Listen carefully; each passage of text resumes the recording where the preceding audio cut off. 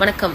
இப்போ நான் கீழே டேக் பண்ணியிருக்கேன் இந்த ஐடிஸ். இதில் முக்கியமான ஆட்கள் இந்த மதன் கௌரி, பீட்டர், இந்த வில்ஸ்பர்ட், அப்புறம் இந்த கபில் வாக்ஸ் போடுற சில தற்குறிகள்லாம் இருக்காங்க.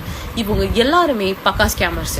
இவனுங்கெல்லாம் நல்லா யோசிச்சு பார்த்தீங்கன்னா 1.5 மாசத்துக்கு முன்னாடி என்ன சொல்லியிருப்பானுங்க, ஐயோ எங்கள் அண்ணனுக்கு ஓட் போட்டீங்க, அண்ணன் வந்துட்டாருன்னா எல்லாத்தையும் மாற்றிடுவாரு, ஐயோ எங்களுக்கு சேஞ்ச் வேணும். என்ன சேஞ்ச் வேணும் தெரியாது. இப்ப அந்த சேஞ்ச் எல்லாம் நடக்குதா?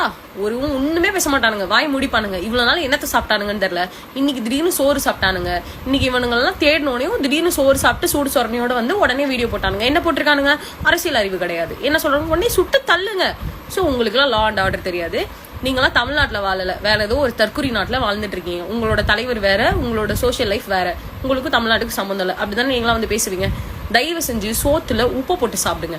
சூடு சொரணை ஏதாவது கொஞ்சோண்டு இருந்துச்சுன்னா இந்த மாதிரிலாம் இதுக்கப்புறம் கேவலமா நடந்துக்காம இங்க வந்து சொசைட்டியை பிளேம் பண்றதுனாலயோ இல்ல வேற ஏதாவது சொல்றதுனாலயோ ஒன்றும் மாறாது. இந்த டிஎம்கே பிளேம் பண்றது, இந்த கன்றாவையெல்லாம் பண்ணாம போய் உங்க அண்ணனையே நீங்க ஃபர்ஸ்ட் கொஸ்டின் கேளுங்க. இப்போ வரைக்கும் ஒரே ஒரு பிரஸ் மீட் கொடுத்துருப்பானா உங்க நொன்ன நீங்க போட்டிங்களே ஓட் போட்டமேனு கொடுத்துருப்பானா ஒரு பிரஸ் மீட்டு.